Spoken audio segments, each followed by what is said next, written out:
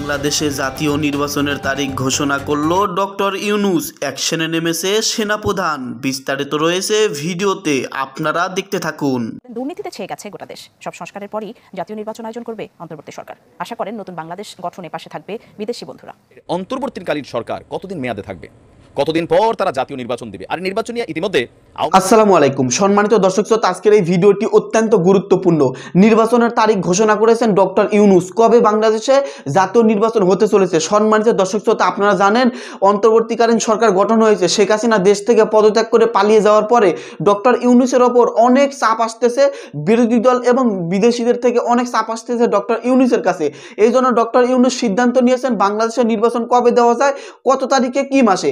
আজকের এই ভিডিওটি দেখলে আপনারা বিস্তারিত বুঝতে পারবেন বাংলাদেশের জাতীয় নির্বাচন কবে হতে চলেছে এবং সেই নির্বাচনে কোন কোন রাজনৈতিক দল অংশগ্রহণ করবে এবং কোন কোন রাজনৈতিক দল বাদ পড়বে। তো আপনাদের অনুরোধ করতেছি, বিষয়টি জানতে হলে ভিডিওটি সম্পূর্ণ দেখবেন। বেশি কথা না বলে আমরা ভিডিও ক্লিপে চলে যাচ্ছি। আপনারা মনোযোগ সহকারে ভিডিওটি দেখতে থাকুন। আজকের ভিডিওটাতে খুবই গুরুত্বপূর্ণ কিছু বক্তব্য আছে। গত 53 বছরে বাংলাদেশের রাষ্ট্র ব্যবস্থা যে সিস্টেমে গিয়েছে, তো সেই সিস্টেমে দেখা হয়েছে কি স্বাধীনতার পরে প্রধান রাজনৈতিক দল আওয়ামী লীগ, তাদের মধ্যে অনেকটা পরিবর্তন চলে আসছিল। অ্যাজ এ রেজাল্ট 1975, তারপর আসছে বিএনপি, জাতীয় পার্টি, আবার আওয়ামী লীগ, আবার বিএনপি। দীর্ঘ এই পথ চলাতে একটা সরকারের সামনে আরেকটা সরকারের কর্মগুলো ছাড়া আর কোনো টার্গেট ছিল না। বাট তারা জানে সারা বিশ্ব কিভাবে চলে, কিন্তু রাষ্ট্র পরিচালনার ক্ষেত্রে কথায় কথায় আওয়ামী লীগ বিএনপির টানে, বিএনপি আওয়ামী লীগ এবং আওয়ামী লীগের টানে। তো এই যে টানাটানির খেলায় আসলে বাংলাদেশ কোথায় যাওয়ার কথা ছিল? এই যে আমরা অনেকে যারা শ্রমিক ভিসাতে মধ্যপ্রাচ্যে গিয়ে বসে আছি বা ইউরোপের বিভিন্ন দেশে গিয়া জীবন ঝুঁকি নিয়ে জীবন কাটাচ্ছি, কেন? তাদের দেশের ইকোনমিটা ভালো, তাদের দেশের জীবনযাত্রাটা ভালো। তা আমাদের দেশটার কি এরকম দরকার নাই? তা আমাদের দেশটা যদি এরকম দরকার হয়, সেটা করবে কে? সেটা করবে একটা রাজনৈতিক সরকার। তো এই রাজনৈতিক সরকাররা কী নিয়ে আছে? আওয়ামী লীগ গত 16 বছর ওই কবে বিএনপি কী করছে সেটা নিয়ে। আবার এখন যখন বিএনপি ক্ষমতায় আসবে, আমরা অ্যাডভান্সই জানি আওয়ামী লীগ গত 16 বছর কী করছে সেইটার উদাহরণ চলবে। বাট দেশের জন্য একটা লাইফ টাইম অথবা একটা আলটিমেট গোল, যেটা লক্ষ্য, সেটা কিন্তু নির্ধারিত হবে না। আর এই নির্ধারিত না হওয়ার কারণেই বর্তমানে ডক্টর ইউনূসের নেতৃত্বে যে সরকার বসছে, তাদেরকে কাজ করতে দিতে হবে। তারা যদি কাজ করতে না পারে, তাহলে আবার বিএনপি আসবে, 15 বছর পর আবার আওয়ামী লীগ আসবে। এই খেলার মধ্যেই চলবে। আমরা ব্যক্তি জীবনে গ্রামের মধ্যে রাস্তার নমুনা দেখেন, দোকানপাটের এলাকার নমুনা দেখেন, একটা সরকারি সুযোগ সুবিধা নিতে দেখেন, আপনি এদের তেল মারতে হবে, চাটতে হবে। আমরা এগুলাই করতেছিলাম এত বছর। বাট যেহেতু একটা পরিস্থিতি তৈরি হয়েছে, আমি মনে করি যে ডক্টর ইউনূস সাহেব আজকে যে বক্তব্য দিয়েছেন, প্রথম থেকেই ওনার বক্তব্য বা ওনার গোল একটা সুন্দর বাংলাদেশ। এই লোকটার কোনো লোভ নাই, লালসা নাই, টাকা পয়সার দরকার নাই। বাট তিনি চান যাতে একজন নোবেল লয়েট সারা পৃথিবীতে ঘুরেন, সেই জায়গাতে তিনি চান বাংলাদেশকে একটা সুন্দর প্ল্যাটফর্মে উপস্থাপন করার জন্য। তো যাই হোক, এই মুহূর্তে আমাদের অন্তর্বর্তীকালীন সরকার কতদিন মেয়াদে থাকবে, কতদিন পর তারা জাতীয় নির্বাচন দিবে, আর নির্বাচন নিয়ে ইতিমধ্যে আওয়ামী লীগের পক্ষ থেকে একটা বক্তব্য আসছে সজীব ওয়াজেদ জয়ের। তো এই মুহূর্তে মানসিক ভারসাম্যহীন তিনি, তার কথা বলে লাভ নাই। বাট বিএনপি বা জামায়াত ইসলাম তারা কিন্তু মনে প্রাণে চাচ্ছে যে নির্বাচনটা হোক। বিভিন্নভাবে তারা ইশারা ইঙ্গিতে বোঝানোর চেষ্টা করছে। তো দিন শেষে নির্বাচন নিয়ে ডক্টর ইউনূস একটা বক্তব্য দিয়েছেন। তিনি বলছেন যে তার হাতে এই মুহূর্তে 6টা টার্গেট। এই অন্তর্বর্তী সরকার 6টা বিষয় নিয়ে কাজ করছে। এই বিষয়গুলা যখন পারফেক্ট হবে, তখনই নির্বাচন হবে। আবার এই নির্বাচন কবে হবে সেটা আমরা জানি না, লাগতে পারে 6 মাস, 6 বছরও লাগতে পারে।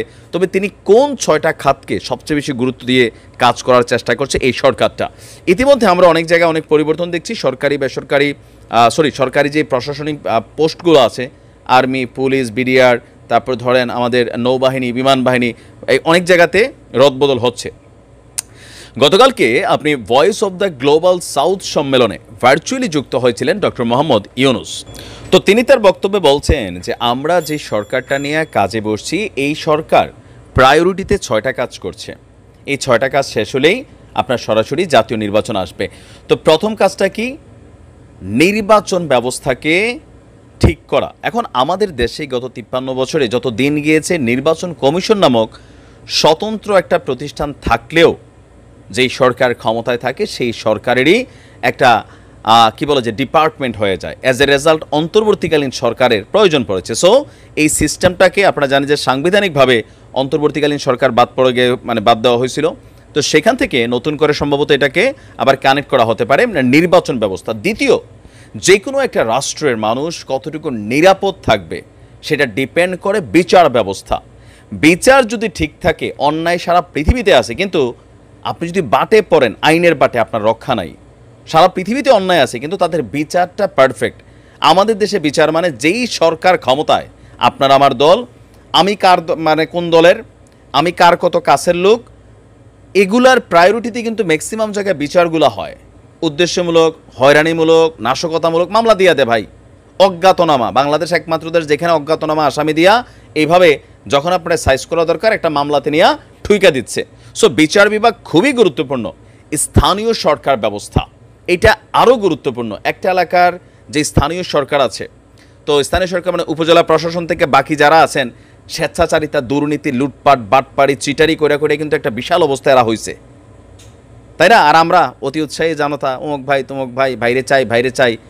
একদল বিদায় হয়েছে, আবার আরেক দল খাওয়ার জন্য ফেসবুকে পোস্ট করে। আপনার ফেসবুকে আছে না, এলাকার দেখবেন চোর বাটপাট ডাকাতগুলা, অরিজিনাল যারা প্রকৃত রাজনীতিবিদ তারা চুপচাপ থাকলেও ওই খাওয়া যে ফাও খাওয়া গোষ্ঠী এরা কিন্তু নাইমা গেছে।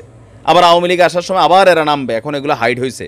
তো আজকে এদের অবস্থা কি, বাড়িঘরে ঘুমাইতে পারে না। তো যাই হোক, স্থানীয় সরকার ব্যবস্থাটা পরিবর্তন করবে। এরপর হচ্ছে গণমাধ্যম। গণমাধ্যমকে গত 53 বছরই কন্ট্রোল করা হয়েছে, 53 বছর কন্ট্রোল করা হয়েছে। এখন দেখেন গণমাধ্যমের অবাধ স্বাধীনতা এই মুহূর্তে কিন্তু আমরা দেখছি ইউনুস সাহেব নিয়া বা এরেনিয়া হেরেনিয়া যার যেমনে মন চাচ্ছে নিউজ করছে, এটাই হচ্ছে রিয়েলিটি গণমাধ্যম। আচ্ছা, অর্থনীতি খুবই গুরুত্বপূর্ণ, মানে প্রত্যেকটা সেক্টর যেখানে তিনি হাত দিচ্ছেন খুবই গুরুত্বপূর্ণ। অর্থনীতিকে পুনরুদ্ধার করতে হবে। লুটপাট যেই সরকার ক্ষমতায় থাকে, এগুলা ভাই দেখেন যে দল করেন এই কথাগুলা বলার মতন সৎসাহস থাকতে হবে, তাই না? লুটপাটই তো আমরা কইরা গেছি এত বছর, বিএনপি করছি, আওয়ামী লীগ করছি, দেশের 12টা মারা যাইছি। আচ্ছা, ফাইনালি হচ্ছে শিক্ষা ব্যবস্থা। শিক্ষা জাতির মেরুদণ্ড, এই মেরুদণ্ড ঝুঁকে গেছে। নানান ধরনের উদ্ভট কর্মকাণ্ড শিক্ষানীতিতে আনা হয়েছে, কারণ এই দেশের মন্ত্রী এমপিদের ছেলেমেয়েরা এই দেশে খুব কমই পড়াশোনা করে। তাদের ছেলেরা উচ্চশিক্ষার জন্য দেশের বাইরে যায়, তারা তো শিক্ষানীতি দিয়ে কী করবে? ওই মাস্টার নিয়োগ দিতে কত ধান্দা হইব, কোন জায়গাতে কোন ধান্দা হইব, স্কুলের ভিতরে কত ধান্দা করব, এগুলোতে ব্যস্ত ছিল। তো সেক্ষেত্রে শিক্ষাটাও সংস্কার করা দরকার।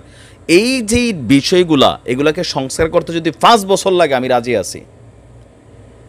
রাজনৈতিক সরকার কখনোই এই সেক্টরগুলোকে গত 53 বছরে পরিবর্তন করে নাই, করলেও সেই পরিমাণটা ছিল চোখে পড়ার মতো না। সো ডক্টর ইউনূস যে সিদ্ধান্ত নিয়েছেন, এগুলা করতে যদি 5 বছর লাগে লাগাক ভাই, আমি চাই থাকুক। এরপর আমাদের রাজনৈতিক দলগুলো আসবে, একটা টার্গেট থাকবে। সম্মানিত দর্শক শ্রোতা, আপনারা বিস্তারিত ভিডিওতে দেখতে পারলেন বাংলাদেশের নির্বাচন কবে হতে চলেছে।